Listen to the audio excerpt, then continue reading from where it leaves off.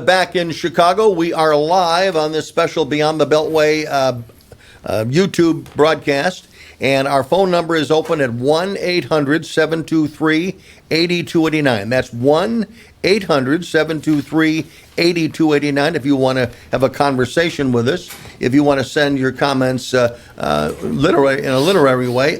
Beyond the Beltway 2019 at Gmail is our new email address, Beyond the Beltway 2019 at Gmail. You want to tweet me a comment, it's at Dumo, at D-U-M-O. And of course, you can join us on the Beyond the Beltway Bruce Dumont Facebook page. And again, we're basically everywhere where our regular communication goes. But we also have two guests in studio. We've got some also special guests that will be coming up. But most importantly, we want to hear from you. You've watched maybe all of the last 2 hours. Maybe you watched last night as well. And I want to begin with Derek Addis, who was here last evening. And I want to begin with you by, first of all, by wishing you a happy birthday. Thank you. Thank you for sharing your birthday with us. Yeah. Who were the one or two people that stood out, either because they were very good or not so good? Yes. Williamson? Is that? Yeah. She, it was incredibly dramatic, and she seems like a very nice person, and I believe that she's coming from a good place, but I just really didn't care much for her delivery, and she often spoke about everyone else, saying that they have all these policy positions, but there's no actual plan, when she herself was merely just calling it out, and she never really gave out a solid plan that I could remember. But nobody expected her to stand out. But of those who people expected to stand out, who did and who did not? Yeah, I mean, I was on here yesterday and I said, I had some choice words about Mayor Pete.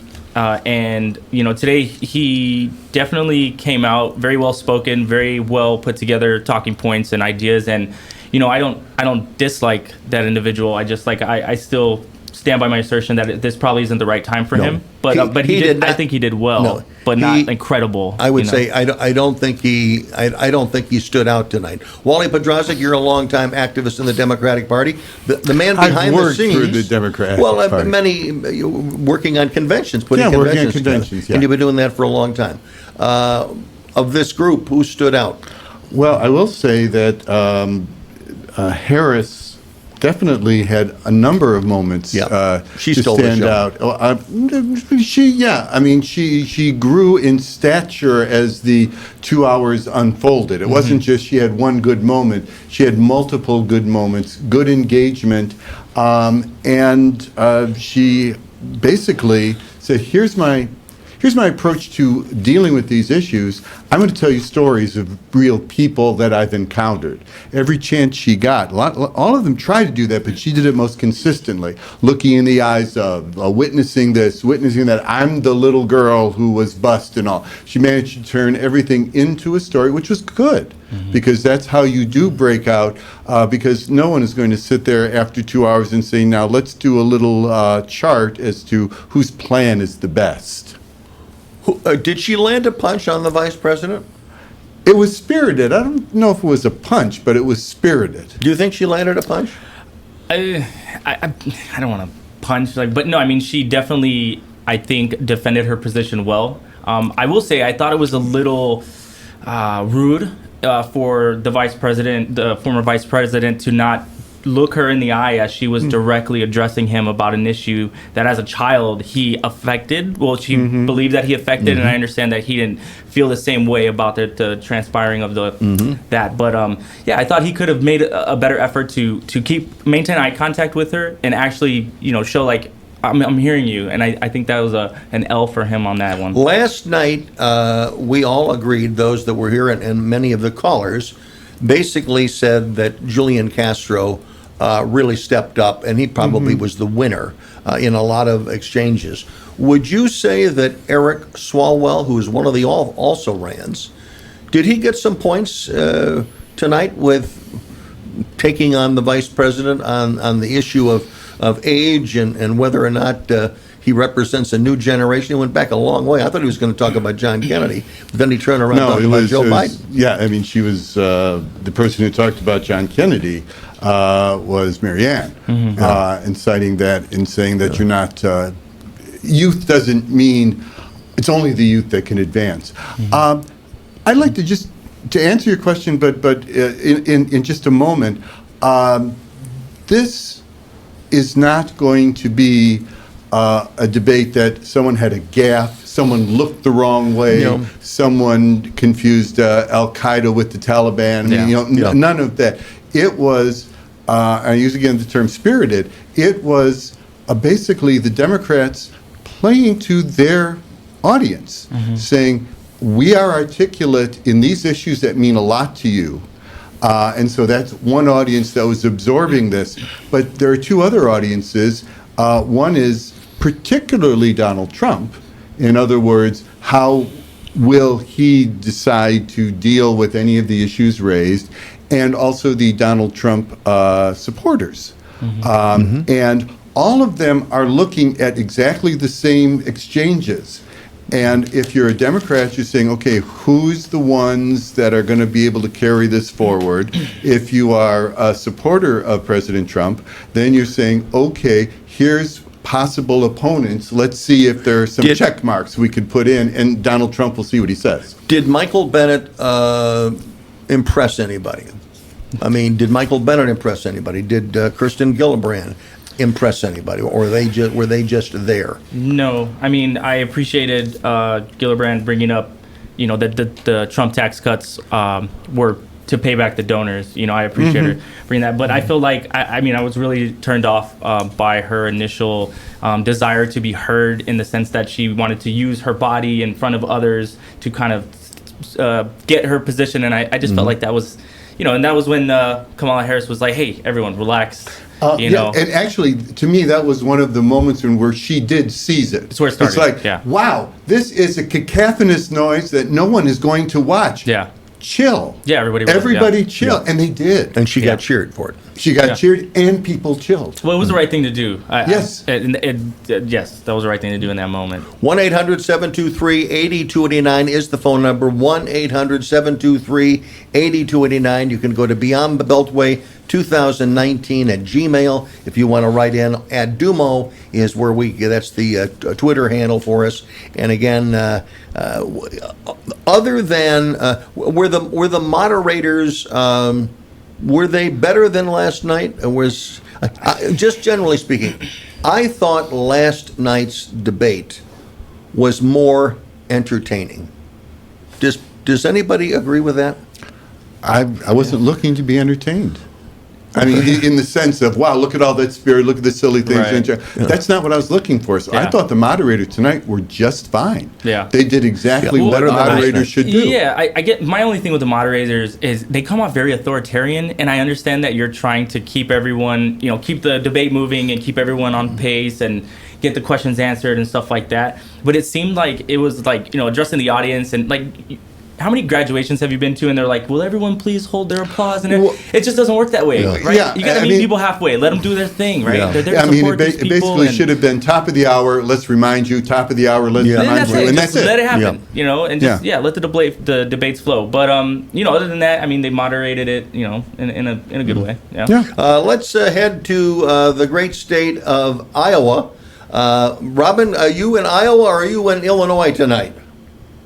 I am in Illinois. You're at my home. All right, you're at Monmouth College in Monmouth, Illinois, and you host a program on the affiliate station in Burlington, Iowa, have for many, many years, and you're really one of the key guys for determining what happens politically in the state of Iowa. What's your sense of what you saw tonight, and also if you care to comment on what you saw last night? Yeah, I think tonight's debate was more robust. I thought it was better. Last night, it just seemed that the candidates didn't seem to rise to the level of the candidates tonight. There was some good give and take, and it resembled more of a true debate tonight. So I think that I think people tuning in got to see the candidates and learn a little bit more about the candidates than they did last night. I also think that what strikes me is the key role that the media play in setting the table with the questions.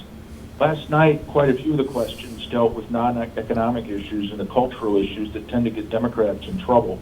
Tonight, it seemed like more of the focus was on economic issues, health care, and of course it moved into immigration. And so I think it was more substantive tonight and just a better debate.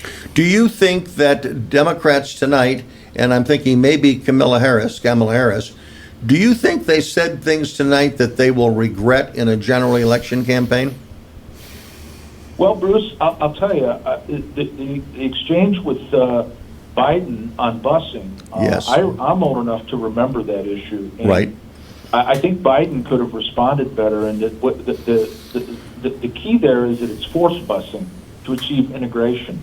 And I think that's something that could come back that people around Donald Trump could use successfully with her, because to try to portray Biden as less than sympathetic to civil rights, I think is somewhat over the top, but I don't think he handled that very well. So I think that's an issue that could come back to bite. Last night, I think some of the responses certainly of social issues, abortion, immigration, I think could come back to hurt the Democrats, certainly. Wally, did you think that the Biden exchange with Kamala Harris, did that get close to the bone that really could come back to haunt her in some way? It showed how I difficult. think, again, I'm sorry. Yeah. by focusing on this issue of busing, and again, I'm old enough to remember Yeah. that issue, the issue isn't just busing kids. It's forced busing to achieve racial integration, where people were opposed to it, including in Wilmington, Delaware, where which Biden represented. Kids would be bused past their neighborhood school to go to another school just to achieve integration. Very controversial issue, and Biden flipped on that and opposed it, Okay. representing his constituents. So I think that's an issue that I think the Republican strategists are probably rubbing their hands together on, quite frankly. Wally Podrazik in studio has a comment. Well, one of that whole exchange about busing illustrated the limitations of the debate format of 10 people up there. Yes. Because that Right. is an issue. I mean, you've touched on, that was a very complicated time. It wasn't just a quick yes or no, are you in favor of this? It was, as Biden tried to make clear, this was local jurisdiction versus national jurisdiction, this is different goals for, it was complicated, and it's hard to do nuanced and complicated, basically with everyone staring at you, with the clock ticking. So is that something that can come back to haunt him? It's going to be something he'll have to deal with. Derek? Yeah, He might same. have scored a short-term edge tonight, but I think long-term that could hurt him. Yeah, that's what I would say. Go Yeah, ahead. no, I feel the same way. And I said it yesterday. I mean, there's just too many people on the stage to have an incredibly nuanced discussion, and it's tough because the issues that are important to people are not as easy as give me a 1 or 2 word answer Right. and yes or no, and it's like, but that's not how this works. The problem is everything is binary, and it needs to not be, so that we can actually get to a solution. Agreed.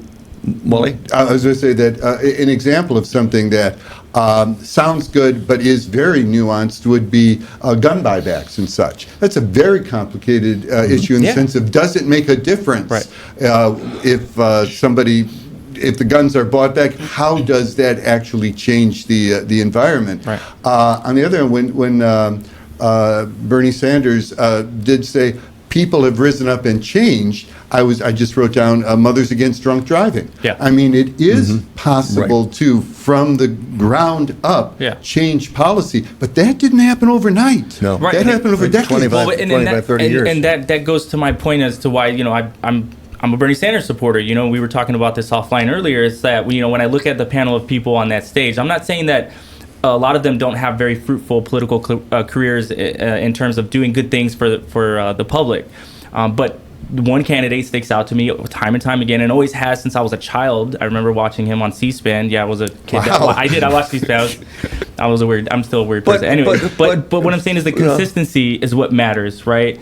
And when you say it takes a long time for those revolutionary style changes to happen, I mean, this is what I believe he's trying to bring over time. The thing about, I think Bernie Sanders was one of the dominating figures of the debate, certainly the first half of the debate.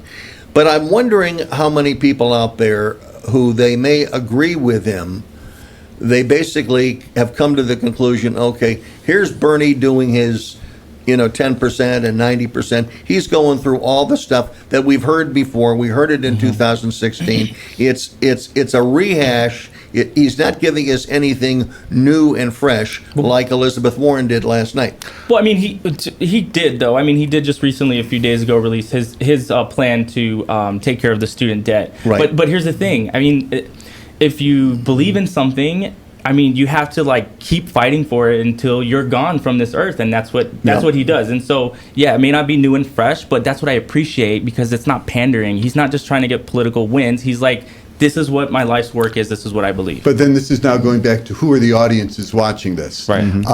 And let's put aside the small group of people, comparatively, who are neither on the pro-Trump or get rid of Trump side. I mean, there are some people who are trying to make those decisions. Which way do I want to go? But for Democrats, this was in a way saying, for instance, I like everything Bernie has said. Maybe we want to look at a different way of taking on the incumbent president. So are any of these people, both today and yesterday, are any of these capable of taking up that torch and expanding the base beyond the core Bernie? Electability, right? Is this what we're Back to touching on? electability. Right, Back to electability. and that's the thing is one of the most electable things that someone else said. Andrew Yang, he hit it on the head. He said, not left, not right, forward. Yeah. And that's the truth. And this is what $1,000 a month. Yeah, well, but what he was saying is I'm trying to create policies that meet people in the middle, because yes, we all have differing opinions, and unfortunately it's a left or a right thing, but the only thing that's ever worked in this country is when the policies have been in the middle that have affected everyone, equally across the spectrum. Robin, you deal with the students on a regular basis. Is the enthusiasm for Bernie Sanders as strong as it was in 2016, or is there a slight decline? I think it's a slight decline. I think he has kind of sounding a bit same old, a little stale, especially because there's alternatives. Yeah. And Elizabeth Warren and other candidates on the stage tonight. So, and I think that the age issue was subtle tonight. It was kind of interesting. Swalwell tried to raise it directly with Biden. But when Biden kept talking about, I introduced legislation on this 25 years ago, I think it kind of subtly played into that. And with he and Sanders standing right next to each other, it kind of provided somewhat of an age contrast to me anyway. So, yeah, I mean, to me, the key audience tonight, and I think this election is going to be simplified to a large degree to go back to those three key states in the Midwest that flipped last time, Pennsylvania, Wisconsin, and Michigan. And are the voters there, that the Obama-Trump voters, and I live in an Obama-Trump county, my show is in an Obama-Trump county in Iowa. Are these voters, when they're hearing this, is there enough there to get them to switch back to the Democrats, or are they scared off by some of these cultural issues? Yeah, I don't think I heard that tonight, but it's a long time before people have to actually vote. Right. I mean, again, one of the things I believe it was either Harris or Bernie was talking. I think it was Bernie who was talking about the Supreme Court justices, and we should rotate justices. And to get some new blood. That's jump. That's not going to happen on day one. Yeah. So that might be a nice theory, but I don't know how you're going to execute that. I also think that Swalwell did a good job tonight. I thought a breakout guy yesterday was Julian Castro. I think that Swalwell, I mean, he's not going to go into the top three, but he landed a couple of good punches, including on the generational issue. And then he also said he challenged Buttigieg. In fact, the look on Buttigieg's face when he said, "You should have fired your police chief." And that was another example of how the format doesn't allow for a little bit more nuance, a little bit more follow-up, because they wanted to move on to something else. Yeah. But yes, the look on Mayor Pete's face was like, whoa, okay. Yeah, no, I think that was one of the visual moments of the debate. And I think going into, to later in this election cycle, I mean, I want to see if the whoever the candidate is going to be, I want to see if they can handle the pressure, the stress of the instantaneous someone throwing word shots at you, it's going to be Trump, right? Yeah. I want to know that they can handle that but I can't see that now with this format, because as soon as they start getting after each other and trying to figure out what they're like, Not- oh, we got to go. Not with the crowd tonight. Well- I think last night, Mayor de Blasio, who I don't think is going to be in the top three, de Blasio has the personality and the physical stature. He could take on Trump and return Shots. fire with Trump. And that's why I was disappointed that they didn't let Buttigieg respond. Yeah. I wanted to see what he does next. But I honestly, Yeah. I don't think he just stared. He didn't even try to. I think he He kind of didn't want wanted. it? No, I don't even think he wanted to Okay. engage, but he definitely let that other person know with his look that he was not pleased with what he said. Yeah. What But- about Buttigieg's answer to the crisis that he has in South Bend with the police officers? I was struck by that one. It was the top of the hour question. I mean, if I were, it's top of the second hour, and so it's like, oh, great, this is my chance to talk about that. I thought it was a good answer. He was honest. And in fact he went back to the let me tell stories. Yeah. And he told really compelling stories. And frankly, he told it from a point of view that is so apart from the elevated status of, say, Senate, in that I had to deal with this directly. Yeah. This is something I can't hide from. And so let me tell you everything we've done in the years leading up to this. Yeah. And it didn't work. Robin Johnson, my question to you, last question to you, since you cover Iowa politics on your program, and the question is, who's got an edge right now in Iowa? Who has the best organization to win that caucus next year? Best organizations, from what I'm gathering on the ground, Elizabeth Warren has put together a strong organization. Cory Booker's put together a strong organization. Those are the two to look for on an organizational basis as of right now, I would say. Okay, listen, Robin, thank you very much from Monmouth College. We thank you very much for being with us. And again, how long have you been doing that show in Burlington, Iowa, talking politics? Over 5 years now. 5 years. Well, we've been delightful to have you on the show again, and look forward to seeing you in the Hawkeye State in the next several months. Okay. Thank you, Bruce. Thanks very much. Go ahead, I Derek. just want to give a quick shout out to Brandon, who's watching from Midland, Texas on Facebook Live. We are monitoring your comments live, so if you're watching on YouTube or Facebook, you can comment in the box, and in real time we will interact with each other. So Very good. Let's now go to Jacob Meister. Jacob, are you with us tonight? Jacob, are you there? I am here. Great. You're online too. Jacob Meister is a Democratic activist in the Chicagoland area, is also seeking the clerkship of the Cook County Court, which is a major, administrative position. And you've watched a lot of debates. You were at a debate watching party this evening. Where did the big cheers go up when during the debate? I think we lost him. Jacob, are you still there? Gonna have to double back. Yeah, I think his call got dropped. Jacob, are you there? All right, we'll go back. We'll go back to him. Call him back, Hector, if you will. Wally, your point. Oh, I was actually on the edge. I was wondering, were there cheering moments? Yeah. Essentially, where they say, yeah. And we asked, how did Mayor Pete do in answering the tough question? I think he did okay on that. But we were also talking about the whole idea of youth and do you go with a veteran, or do you go with someone who says, I have the experience of this generation and the generation for the future? And the Buttigieg was the one who dropped the China artificial intelligence development, which is actually a hugely important issue. If there was one thing that, if I would choose and I'd want to hear all of them deal with, that would be the one I'd circle, actually. And I think you accurately noted that he stole it from Yang, but Yeah, I mean, well, you know, it's, no, well, he got it in before he got Yang it in did. before Yang. Yeah, you know, and I definitely want them to share ideas, right? Because obviously we're trying to get to a commonality Yeah. as far as goals and agendas. But this is what I would like to hear from these people is, you know, the president, yes, the president has a lot of power, but essentially that person is a figurehead at the end of the day, because their power is limited and they're only as strong as the people that they appoint around them. People they bring with them, and yes. I understand that for some it may seem a little bit early to talk about your cabinet members, but like you want to talk about new and fresh ideas, like maybe someone like, you know, you're saying Bernie Sanders is saying the same thing over and over, and a lot of these candidates will start saying the same thing over and over too.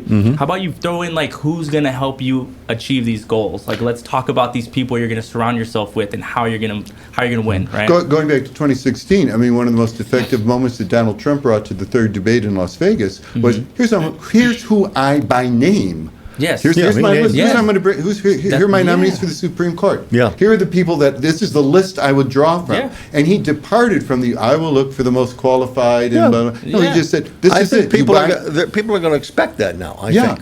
And It so, changed the And changed the rightfully rules. so, yeah, and rightfully so. Well, but and you know what? And that's something that I will give credit to our current president for. Sure. Is he has changed the game in a way that, you know, I wanted to see since I was a child. I wanted to see a little bit more honesty, however brash that it may be from this person, and I may think it's a little off the wall, that I'd like it to be directed a little differently. But I do appreciate that he went in there and he said, I'm not going to play this traditional game. And, you know, people are starting to see that Washington is a little broken. It is broken. Yeah. And some of the candidates, you know, Gillibrand, that was her big talking point tonight, Yeah. was all about corruption and D.C. being broken. And, you know. How did she do? I don't think she really landed a punch. She was next to Bernie Sanders. Yeah. She was the most vociferous in her Yes. denunciation of Donald Trump. She had some points that she was absolutely determined to make, and she made them. And so, but there was no like punch that at least lingered with me. I mean, I didn't circle it and say, "Oh, this will be what everybody's talking about tomorrow." And I could be totally wrong. Did Joe Biden look old? Did Bernie Sanders look old on that stage tonight? We had a really high quality screen that we are looking at. It's about here. 60 inches. What is that, 55? Yeah. It's a big TV. And so I was actually thinking of that very point as the camera panned them, and And Bernie Sanders has promised a 60-inch TV for everybody. Okay. So he looks. No, that's Yang. Yang's going to give you $1,000 a month, freedom dividend. You get to buy 7 No, TVs. I A don't year. think that the camera did them a disservice. Yeah. I think they looked fine. Yeah, I think everyone looked good. Yeah. Yeah. Okay. Let's go back to Jacob Meister, Yeah, who was sorry, on I the got phone, cut and off there for a we got moment. cut off. It was not deliberate. Go ahead. Who stuck out as a winner tonight? I thought Kamala Harris did a very good job. She came off. She had a couple good punches, and I thought Joe Biden actually held his own.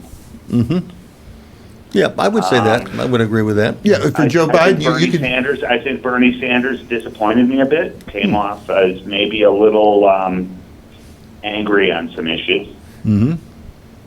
And I think we saw, you know, I think there were a few who were disappointing. Yeah. Like who? You know, Governor Hickenlooper, I think was a little, he was just disappointing. I Yeah. expected him to do much better. I expected him to throw some more punches, and he came off a little milquetoast to me. What about Michael? Buttigieg? I thought Pete Buttigieg did a pretty good job. He strikes me a little bit as running to the right of the pack. That's but the I kiss of think death. He's an articulate that guy. assessment. For the primary or the general, Bruce. Well, for the primary, that may be the kiss of death. But again, he did differentiate himself, and he also talked about how small town America can help in solving some of these problems. When he talked about the farmers and dealing with some of the issues that he has to deal with. So, Yeah. Yeah, I mean, he comes off as very real, authentic, and genuine. He's very good on the stage. But I don't know within the Democratic primary how he's going to fare. If He you were certainly has quite a hired, following. Jacob, if you were hired to offer your assessment and sort of whisper in the ear of the candidates that you saw tonight, that you think basically they should kind of wrap it up because they're not gonna win the prize, who would they be? In other words, it's time to get off the stage. Probably Michael Bennett.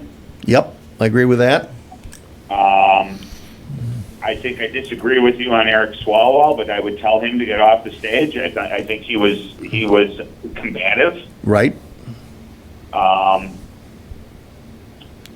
And Andrew Yang. Right. They, Didn't have much to say. I mean, Yeah, other than and his I don't $1,000, think- he didn't have much to And say. he didn't even mention that till the end. He didn't. He Yeah. didn't. He didn't engage with the other I players. will say though, I accompanied a good friend of mine that who is a Yeah, Andrew Yang you've supporter. seen him. I saw him, and Oh. he's actually pretty compelling in person, and he does really well on his own when he had the entire stage. So A lot of people do that. Yeah, it was a little I love that. disappointing to see his performance tonight. I thought he was going to do a lot better, but he did his thing. yeah. Would you Well, I add will say, Marianne I thought the Williams? Would you add moderators- I Marianne thought the- Williamson to that list? That she's wasting a lot of time for her And this funders. is where we get to. I think the moderators shut down the lesser known candidates. Yes. Yeah, they did. And we're focusing very, very much heavily on the better known. And, Marianne Williamson, I think she's speaking to a different group, a different group within the party. She's a relative unknown in politics, but I think she speaks to a group that a lot of us in ordinary everyday politics don't know. Who are they? And Who? I Who is just this want, group? Well, she's got a very solid following, Yep. a very big following, and she's an unknown who was able to get a minimum of 65,000 contributions. Yeah. She fought her way to the stage tonight, so that is not an easy task. Right. And also, just very briefly, another hat I wear is I'm a Beatles expert, written about the Beatles and such. And when she was talking about love as a weapon, I'm telling you, that was the John Lennon, Yoko Ono, 50 years ago, war is over, if you want it, Yeah. we should have a Department of Peace, etc. It's easy to make smart aleck cracks about that, but their contention back then, and I would imagine her contention now, is somebody's got to say it. It's not going to change unless we say, let's change what is important in the discussion. So I'm going to offer that. Based Right, on and what I think you. every time she spoke, the issues she raised flared discussion on the stage. Yeah. No, she's. And that's why I she's a don't thinker. put Marianne Williamson in the irrelevant group, because I think she adds to the dialogue from a group in the Democratic Party who may not be the most engaged, but they know who she is and they believe in the words she speaks. Oh, no, I think that's a good point. Listen, Jacob, thanks very much for joining us on this Beyond the Beltway special here on YouTube tonight, on the Beyond the Beltway YouTube channel, and also on our Facebook Live channel. We appreciate that. Thanks for being with us, and we'll see you soon on Beyond the Beltway, okay? All right, thank you. Thank Wally, you, Bruce. Wally, let me ask you the same question I asked to Jacob. Who would you like to whisper in their ear and say, get out? Let me footnote that by saying they're not going to get out before September. Right. Because one of the reasons you're there is to perhaps audition for a cabinet position, Yes. perhaps to just get your message out. And so going down that checklist, like for instance, the obvious one to say would be Yang, because it's like, clearly that's not going to happen, right?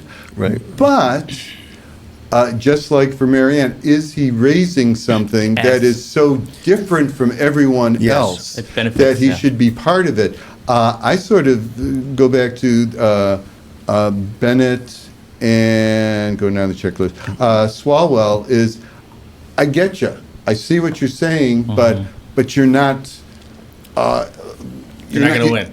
Well, not only you're not going to win, but it's like you're not taking the conversation to an unexpected place. What about Gillibrand? Uh, Again, if you, I'm waiting a little bit on that. what about just to compare tonight with last night? And while you were not here last evening in studio, but how does this thing shake out? Given what we saw last night and what we saw tonight, is there going to be some movement in the polls? I mean, I think Castro's going to go up in the polls. Yeah. The media, like I was telling you offline earlier, he seems to be the next flavor of the month. Flavor of the week, The next, yes. or week even. Yeah. So there's probably a time cover in his future. But I don't see Bennett moving. I don't see Swalwell moving. I don't see Yang moving that much. Kirsten Gillibrand. I don't see her moving No. either. No, I really. Kamala Harris will move. I think Castro's going to move. I think Biden and Sanders will move Sure. up or down. They're just those people I see moving. Because they What have about enough Booker? range to. Oh yeah. Yeah. What about Booker?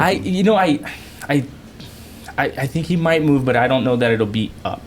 Not saying that he's going to go down because he did No. something wrong. I Yeah. just think that some people are overshadowed, right? Some people, again, it's just maybe not your time to be doing this, and the other 14 people that were already ahead of you in line, you should have just taken that as a sign to maybe not jump in, even though he was kind of early to get in. Yeah. But All right. Well, the point is that Kamala Harris tonight, I thought she used her time very well. Very in well. the battle between her and Cory Booker as the leading African American in the race. I thought she hit a couple of, not home runs, certainly a couple of triples tonight, and I don't think that Cory Booker hit as many of them last night.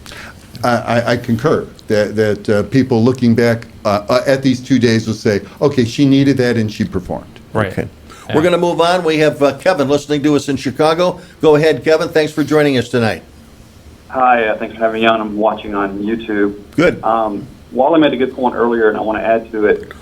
He mentioned that experience counts, and I think the best candidates are going to be the ones that pull a thread through past experience and novel and innovative ideas that move the country.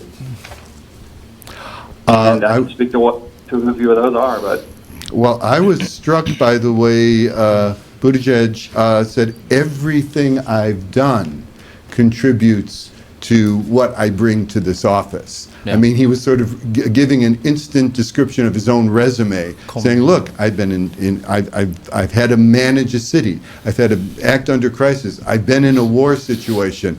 I'm it.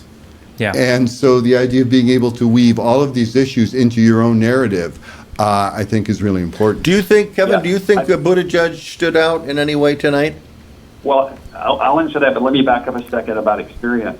I thought Biden really showed his age tonight. Most of the legislative successes he talked about, or executive successes, were Like in the anywhere from 80s. 25 to 8 years ago. Yeah. I didn't hear as much from him as I did other people about how do we fix the current problems. I give you credit for the Obama administration and what you did when you were there, but talk to me about what's next. Buttigieg, I thought, did an okay job with his narrative, and I think he does much better in a town hall setting when he can Yeah. expand on some of this stuff. Yep. I thought tonight he sounded alternately scripted and good at describing the problem Right. without really getting into answers. I would agree with that. Yeah. This was not One his person I'd like to hear format. more from, one person I would like to hear a lot more from is Andrew Yang. He seemed direct, he seemed smart, and he didn't grandstand.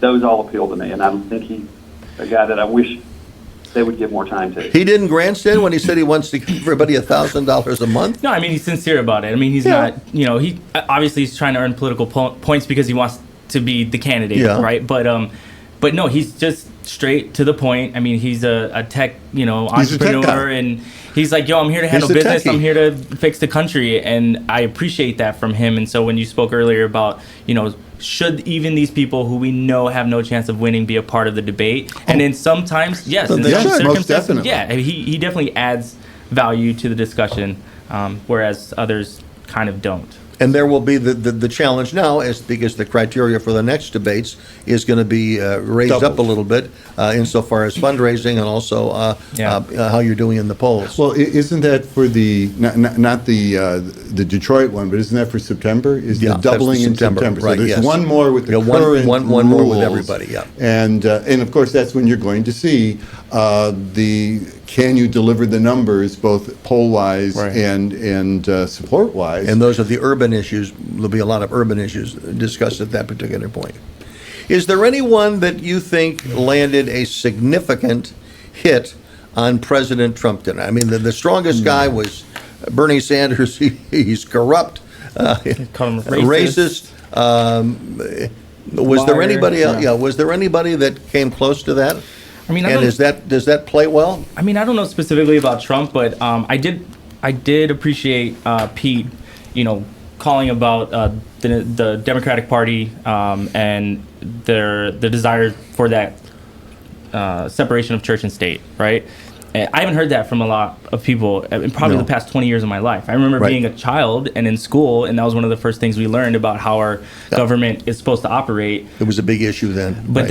then, every day when I turn on TV, I see that people are voting on issues based upon their religious beliefs, which I'm not saying is wrong, but if we have a separation of church and state, you're kind of it's blending, right? And so, when he called out the Republican Party For being hypocrites. for the hypocrisy that Right. that they espouse, right? You talk family values and Christian values and morality, and you make policies that are just in stark contrast of that.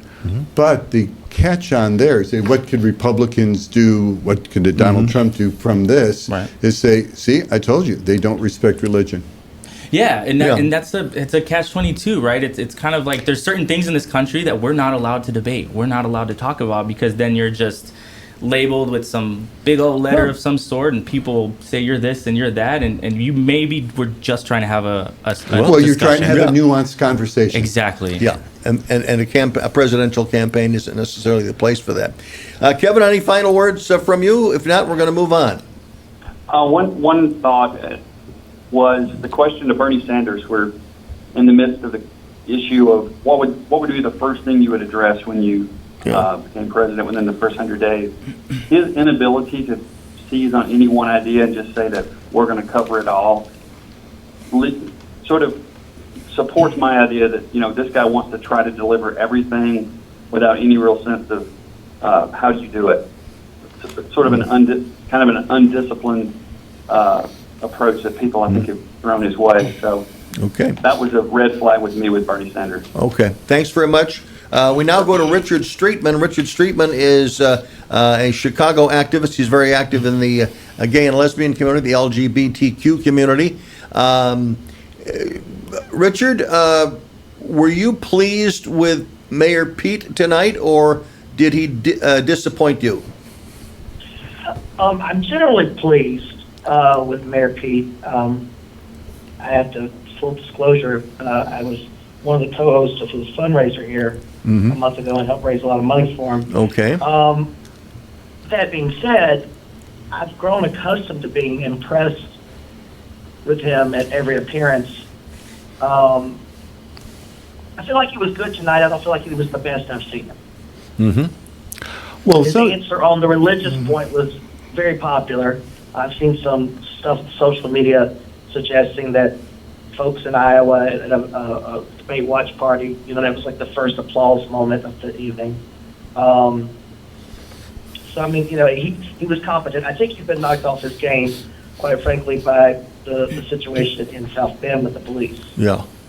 I will say, among his wrap-up comments, and this is an example of him being a little bit subtle, but for a single vote on the Supreme Court, I wouldn't have had He was talking about his marriage. He was right? talking about his marriage. Yeah. But he did it so quietly and slipped so it in, yeah. just slipped it in, and I thought that was good. No, yeah, like the other individual that was on the line earlier, said Pete was very well scripted, and everything he said was delivered very, very well.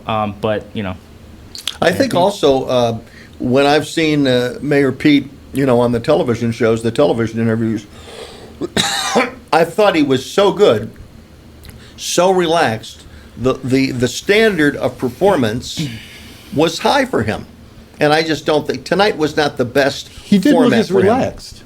Yeah. Well, I think it's, the trouble's at home, right? yes, and rightfully so. exactly. Again, that's what I'm saying. Like, look, dude. Can you deal with You it? can be president one day, and I Yeah. would 100% support you. But I think right now, go home and fix your home.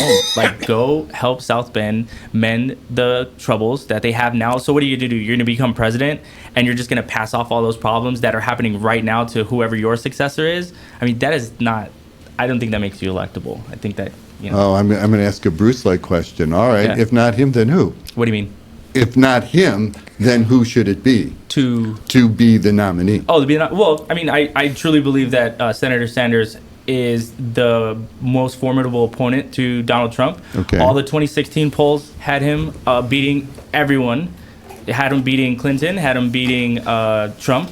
But if not for the DNC, right, rigging their own process, he would be the candidate. And then, Do you so think even he now- is properly reminded, Richard, I want to get this for you. Do you think he has properly reminded people of how he was screwed by the DNC in 2016? That's relitigating. Oh, sorry. Yeah. Richard, what do you think? Well, I want to push back against the comment that Bernie Sanders was going to win in 2016. Hillary Clinton was going to be the nominee under any circumstance, whether the DNC shut down a year before the primaries or not. She was popular with African Americans in the base. I'm from South Carolina. There was no amount of Bernie Sanders coming out and introducing himself on that in 2016. It was going to end the 40-year love affair that African American voters in the South have with the Clinton family. So that being said, she never was going to attack Bernie because she was going to be the nominee and she wanted his votes in the general. Same with Trump. Trump never attacked Bernie because he thought he could get some of those votes. And Bernie he did. Sanders in 2016 was not a situation where he was fully attacked by either the Democratic nominee or in the process, or by the Republican Party. Yeah, he no, had a pretty free run. No, I disagree with that. I mean, we know that super delegates were already allotted for Hillary Clinton before any of that even started, before the selection process even began. I mean, that. But I'm just going to, we don't want to relitigate. Yeah, I don't want to 2016. relitigate, but what it's I'm pertinent to what we're talking about now. Go ahead, Richard. Yeah. I was just going to say, I mean, that's also not a shock. A man who had never been to the Democratic convention, I've been to more than he has, shouldn't expect lifelong Democratic Congress people and other super delegates to support it. No, but I mean, but he should it wasn't expect a fix, fair it was a election party process. Is that not? I mean, well, that's- and again, I don't want to Right, and I don't wanna litigate all this exactly, because but- basically there were rules that Hillary Clinton played better, more effectively than Sanders did. Yeah. And so when the numbers well, when you're totaled being up, fed questions Well, offline. but and- whatever. I mean, Well, let's let be me- real. play the rules. Let me ask you this, but though. there are Hillary Clinton supporters that refuse to support Bernie this time around. So, I mean, it's still out there, even if we don't relitigate it. There are people that... Right, sure. hold the Right, grudge. and No, to, nobody wants to relitigate, but No. the question is, there's a lot of Bernie Sanders supporters who they're licking their wounds. They don't like what happened, and they're not going to forgive Hillary Clinton.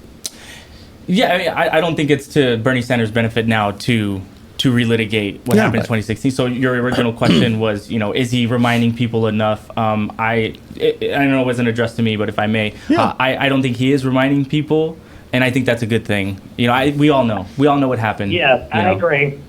Yeah. And if it comes up, we should be blaming the Russians, not Hillary or Bernie. They played a role. Richard, And Facebook. what about the age issue involving Joe Biden? Did he look old to you in any way tonight? Well, I mean, he is old, but he looked pretty good for his age, I thought. Yeah. I think he acquitted That's all himself. you can do. Once again, to go to those South Carolina voters, a lot of our voters back home are not young either. We had a Senator, Strom Thurmond, for more than 50 years, and we had our junior senator for nearly 50 years, or Fred Follings at the same time. Right. So age is not a problem when your largest voting bloc is older people. If young people turn out, it happens sometimes. In Illinois, we had a huge increase in millennial voters in the general election, November of 2018, but they didn't come out in the local elections in Chicago and Cook County this spring for the mayor and for some of the suburban municipal elections. So Yes. if they come out as presidential, that makes a difference. So, Otherwise, Derek? yeah. So, you know. so as the polling shows now, we know that Bernie Sanders carries what would be considered the youth vote, if you will, and Joe Biden has the majority of the older- Non-youth vote. The non-youth vote. Yeah. So, how do we get both of those demographics to come out and vote? Like, that's what I'm concerned with the most. Is, you know, and it's true, when mass numbers of Americans vote, the Democrats win. And when there's voter suppression or apathy, then they lose. And so, who on that debate stage is going to be able to carry both of those sides of the democratic, demographic? I think it's going to be. I think it's going to be very tough because there's been so much analysis saying that the key, the road to re-election, is through Wisconsin and Michigan and Ohio and Pennsylvania. If you listen to some of the things that Kamala Harris said tonight, I don't think that would be a platform that would run well there. And I don't think so. It might run well in large cities with large African American populations, but I don't think that's going to be helpful to her. She's a bi-coastal leader of the country, and everybody is talking about, we've got to get back to the people that we lost. Mm-hmm. Now, again, I think there's a good debate. Wally, how do you come down on that? I mean, should the Democrats forget about trying to get the old, white blue-collar voter back and just say we're going to go bi-coastal and we're going to go, gender rights, and we're going to go every individual group that you can put together, and that's the way to do it. And frankly, the hell with the old white guys. I would certainly never counsel anybody to say to hell with the old white guys. Not a winning strategy. It's not a winning strategy, and also what it simply will force whomever it is that emerges from these consecutive debates to sharpen their message and to listen and adjust. Yes.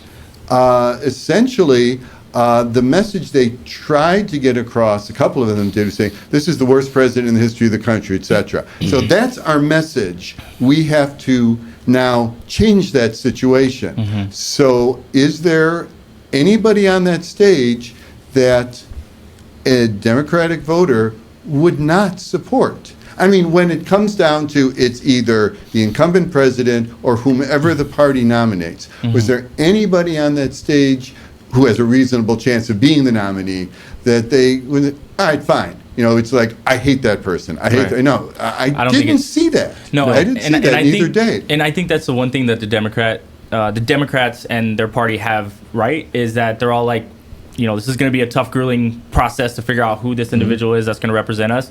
But I've heard everyone say that they'll support whoever that nominee is. Yeah, once that's done, yeah. we're going to go through. Richard Streetman, thank you very much for joining us on this special Beyond the Beltway YouTube and Facebook Live broadcast this evening. We appreciate it. We now move on to Peter Hanna, who is a frequent guest on Beyond the Beltway from Illinois Institute of Technology, the Kent College of Law. And Peter, what was your assessment? Did somebody stand out for you tonight? Hey, Bruce, thanks for having me on. I think my expectation going in was this was a make or break for a few of the candidates. Obviously, some of the more outlier folks. But I think, for example, Kirsten Gillibrand, this was really her moment to step up, and I think she lost it. I think, she's probably going to be out before the September debates.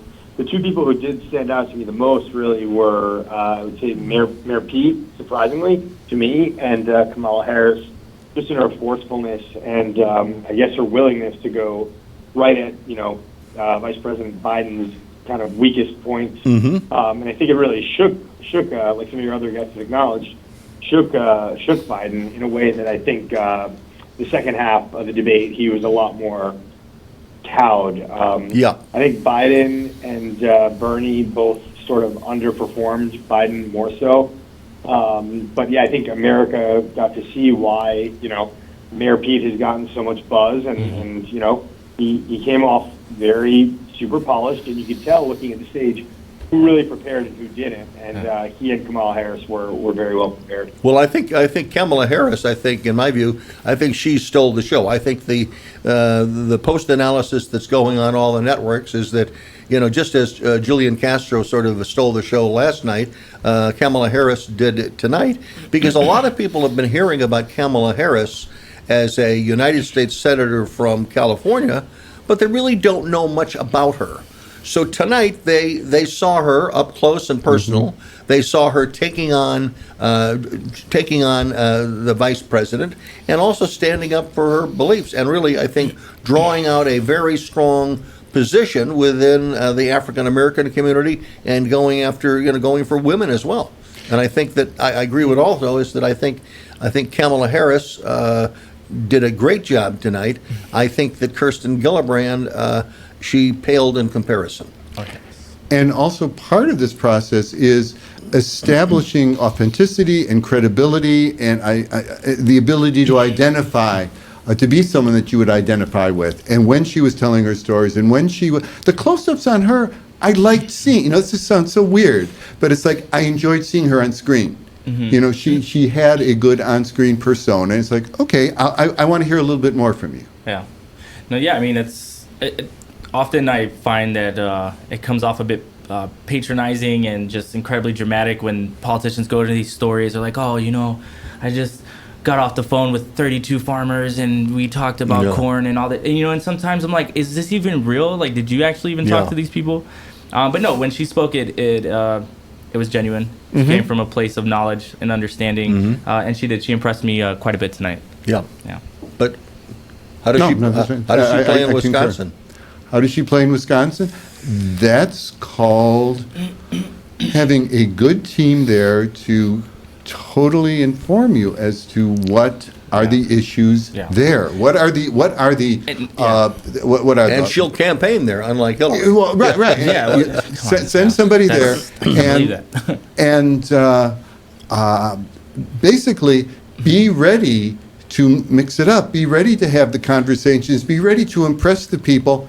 One by one by one. Well, is it as simple as polling the people of Wisconsin and seeing what their number one issue is on both sides of the fence, and then going for that? And so I think that's understanding it. And that's what I'm saying, and even if it's not your top policy position, I mean, go into that state and tell those people that you're going to fight for what they want. And there's nothing wrong with that. And then going somewhere else and telling those people you're also going to fight for what they want as well. And the amount of money that's going to be spent on looking after and identifying the Obama voter and the Trump voter, the people that voted for both Obama and Trump, those were the key people in 2016. I think they're going to be the key people. The largest voting demographic, and correct me if I'm wrong, are independents. They're people that are non-party affiliated, right? So, this is why, again, I feel like we get stuck in this binary, and Democrats only watch the Democratic debate and things like that, and it's like got to be broader, you got to be bigger, and you have to appeal to everyone. But at this stage, remember I said there are multiple audiences watching this debate,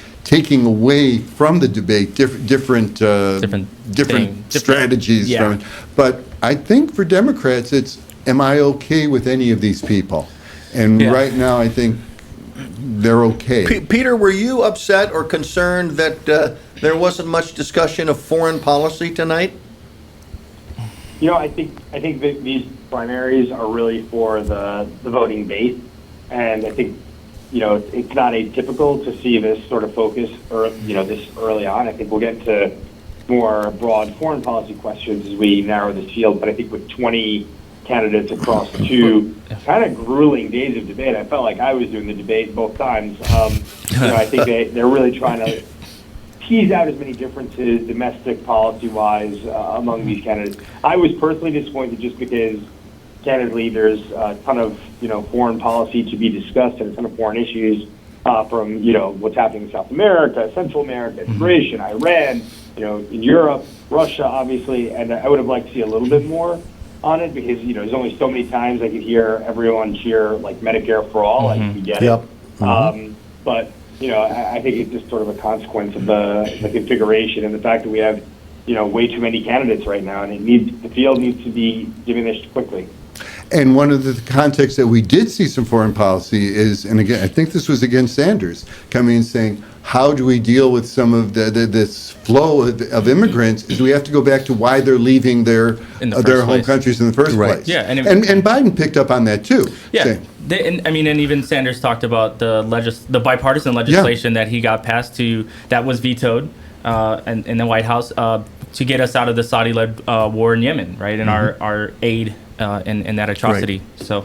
Well, there will be a lot more time for that. Again, it's not going to happen. It's not going to happen tonight. But I want to thank all of our guests. So I'm going to ask for a summary. Peter, Hannah, thank you very much for being with us. We'll see you soon on Beyond the Beltway in studio here. But thanks for sharing your thoughts with us this evening. I want to give a kind of a closing comment to you, Derek, based on what we saw. Give me your summary. Are you a happy Democrat? Well, I'm not a Democrat. So Oh, you're an independent. I'm a That's happy right. independent. Yeah. But you're for Bernie Sanders. I am, who's also an independent. Okay. This is where we Democratic live. Socialist.